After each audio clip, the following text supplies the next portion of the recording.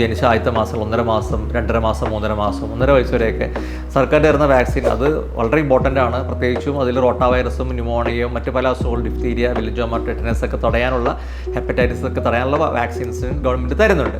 ഒരു 10,000 രൂപയോളം വരും നമ്മൾ പ്രൈവറ്റിൽ അതിൻ്റെ വില കൂട്ടി നോക്കുകയാണെങ്കിൽ. അപ്പോൾ എല്ലാവരും അത് ഉപകാരപ്പെടുത്തുക.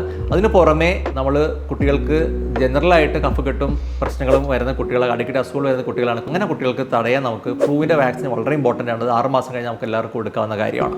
അതുകൂടാതെ കുഞ്ഞുങ്ങളിൽ നമുക്ക് ഇപ്പോൾ MMR എന്നുള്ള വാക്സിൻ വളരെ നിർബന്ധമാണ്. കാരണം MMRൽ മീസിൽസും റൂബല്ലയും അതിൽ മുണ്ടിനീരും തടയുന്നത്. പക്ഷേ ഗവൺമെൻറ് തലത്തിൽ ചിലപ്പോൾ പലപ്പോഴും MR വാക്സിൻ മാത്രമേ തരാറുള്ളൂ. നമുക്ക് വെച്ചാൽ മീസിൽസ് റൂബല്ലയും അതിൽ മംസ് ഉൾപ്പെടുത്തിയിട്ടില്ല. അപ്പോൾ അതുകൊണ്ട് നമ്മൾ എപ്പോഴും ശ്രദ്ധിക്കുക. മംസ് ഒത്തിരി കഴിഞ്ഞ വർഷങ്ങൾക്ക് നമ്മൾ കേസുകൾ റിപ്പോർട്ട് ചെയ്തിട്ടുണ്ടായിരുന്നു. 1 ലക്ഷം കേസ് വരെ കേരളത്തിൽ റിപ്പോർട്ട് ചെയ്തിരുന്നു. അതിന് മേലെ.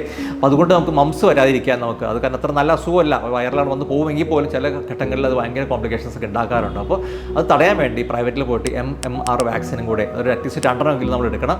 1.5 വയസ്സിലും 5 വയസ്സിലും.